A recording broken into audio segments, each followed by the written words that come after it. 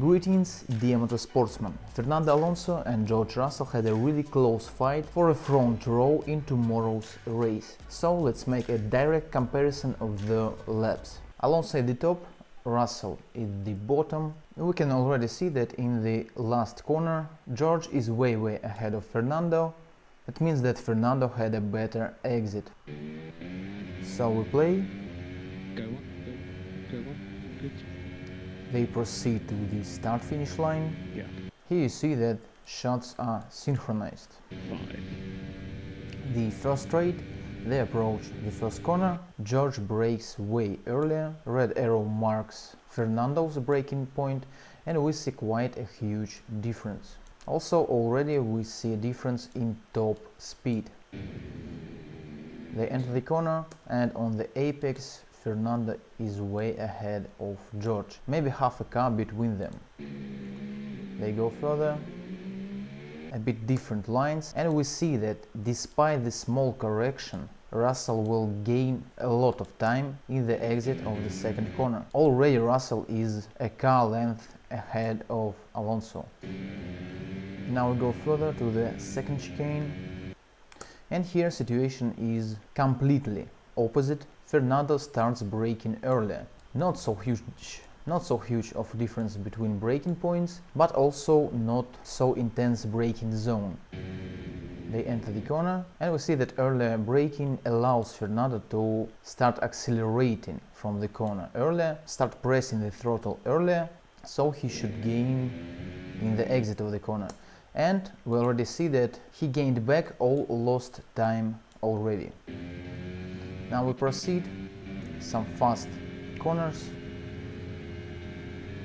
And here a huge difference. You saw Russell started braking way earlier from the point of entrance, but Alonso entered the corner without pressing the brake. He just lifts off the throttle, and only from this point he will start pressing brakes. Quite a brave and deep trail braking from Fernando.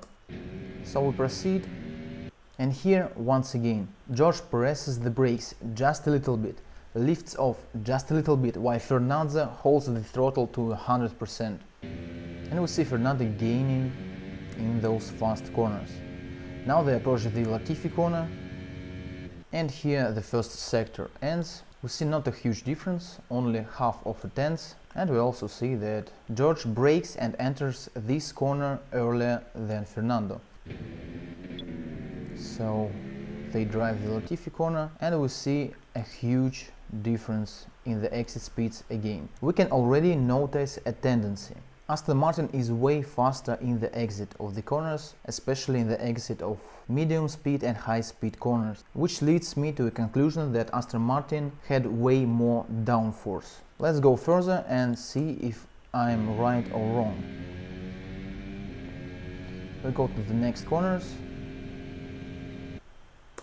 And here we see that despite Fernando being faster in the exit of the previous corner, now Russell has a better top speed, which means that my downforce theory should be correct. They go further, and again we see Fernando pressing throttle way earlier than George. And here George lifts off again, the same picture that we saw in the first sector.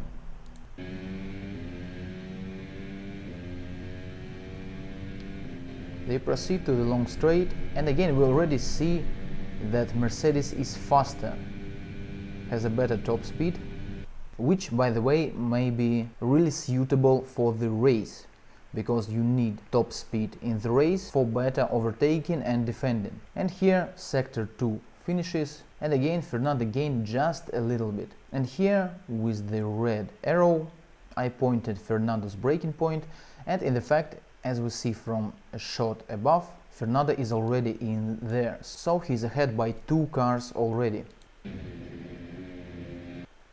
This medium speed corner, again Fernando exit is better, but he is already quite further down the track, so it's quite logical that his throttle is engaged more.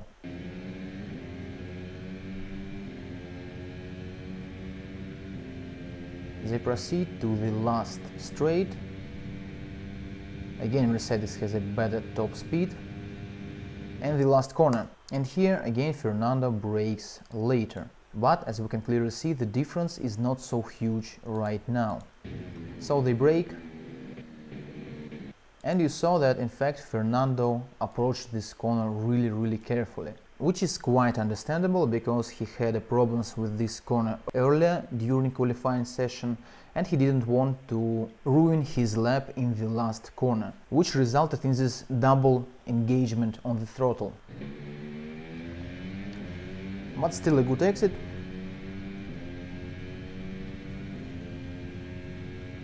George managed to gain just 100th of a second back on the last sector, but of course it was not enough. And that's how, in quite a catchy manner, Alonso managed to put himself on the front row for the race. So this is it, guys. Thank you very much for your view. Please leave a like if you enjoy this type of analysis, this type of fast but in-depth analysis. Also comments are appreciated. See you soon, set and go.